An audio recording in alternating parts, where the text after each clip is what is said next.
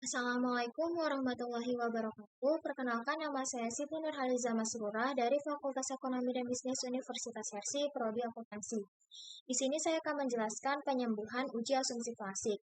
Penyembuhan data pada uji autokorelasi yang mana data teridentifikasi terdapat gejala autokorelasi. Menurut Ghazali tahun 2011, ada beberapa pengujian yang dapat dilakukan seperti uji Durbin-Watson atau DW, uji statistik U, Box-Pierce, dan L-Jumbox, serta uji rantes. Uji autokorelasi bertujuan untuk menguji apakah dalam model regresi ditemukan adanya korelasi antar variabel pengganggu residual pada periode T dengan kesalahan pengganggu pada periode T1 sebelumnya. Jika terjadi korelasi antar variabel pengganggu, maka hal tersebut dikatakan adanya masalah autokorelasi.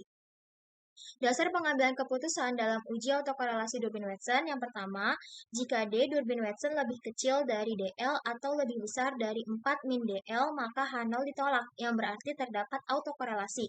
Jika D Durbin-Watson terletak antara DU dan 4 min DU, maka H0 diterima, yang berarti tidak ada autokorelasi. Jika D Durbin-Watson terletak antara DL dan DU atau di antara 4 min DU dan 4 min DL, maka tidak menghasilkan kesimpulan yang pasti. Kelemahan pengujian autokorelasi pada uji Durbin-Watson, yakni jika nilai Durbin-Watson terletak antara DL dan DU atau di antara 4 min DU dan 4 min DL, maka tidak menghasilkan kesimpulan yang pasti. Apakah terjadi gejala autokorelasi atau tidak?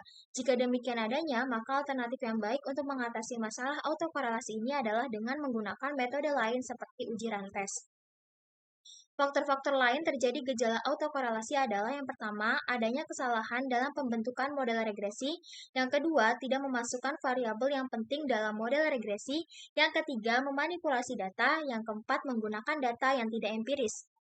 Untuk uji rantes merupakan bagian dari statistik non-parametrik yang dapat digunakan untuk menguji apakah antara residual terdapat korelasi yang tinggi. Dasar pengambilan keputusannya, jika nilai asimptik totalnya lebih kecil dari 0,05, maka terdapat gejala autokorelasi. Jika nilai asimptik totalnya lebih besar dari 0,05, maka tidak terdapat gejala autokorelasi. Penyembuhan data pada uji heteroskedastisitas yang mana data teridentifikasi terdapat gejala heteroskedastisitas. Solusi alternatif untuk mengatasi gejala hetero dalam model regresi. Dalam kasus pengujian heteroskedastisitas dengan uji Glasser, seringkali terdapat gejala heteroskedastisitas. Berikut ini cara yang perlu dilakukan agar model regresi terbebas dari gejala hetero. Yang pertama, melakukan alternatif pengujian lain untuk mendeteksi ada atau tidaknya gejala hetero, seperti uji heteroskedastisitas dengan grafik scatterplot, uji Park, dan uji White. Yang kedua, melakukan transformasi data penelitian seperti LN, log10, log, dan lain-lain. Yang ketiga, melakukan outlier terhadap data yang ekstrim atau jika diperlukan, maka tidak boleh menambah sampel baru supaya sebaran data menjadi lebih bervariasi atau beragam. Sekarang langsung saja kita ke SPSS. Di sini kita akan menguji autokorelasi menggunakan uji Durbin-Watson terlebih dahulu. Caranya, klik Analyze, klik Regression, lalu pilih Linear. Untuk dependennya kita masukkan variabel Y, untuk independennya kita masukkan variabel X1 dan variabel X2. Lalu kita klik statistik, lalu kita checklist estimate, model fit, dan collinearity diagnosis.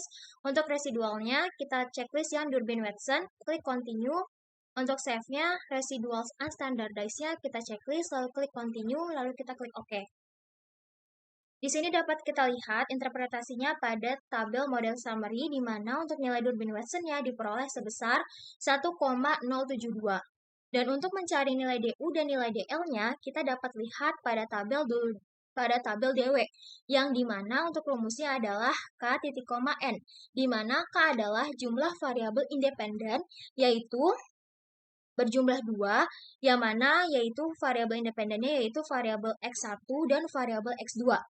Dan untuk nilai N-nya adalah jumlah sampel yang dapat kita lihat pada SPSS di sini berjumlah 12. Maka K sama dengan 2, N sama dengan 12. Sekarang kita dapat lihat di tabel DW-nya.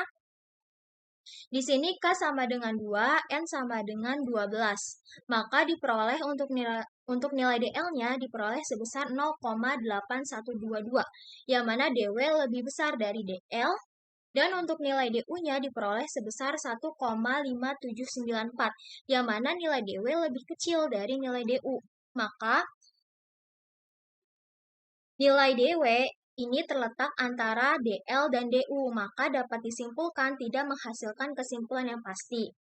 Nah, maka kita menggunakan alternatif lain, yaitu menggunakan uji rantes. Nah, caranya adalah kita klik Analyze, lalu klik Non-Parametric Test, lalu klik Legacy Dialogs, lalu pilih rantes, lalu untuk tes variabelnya kita masukkan variabel unstandardized, lalu klik OK.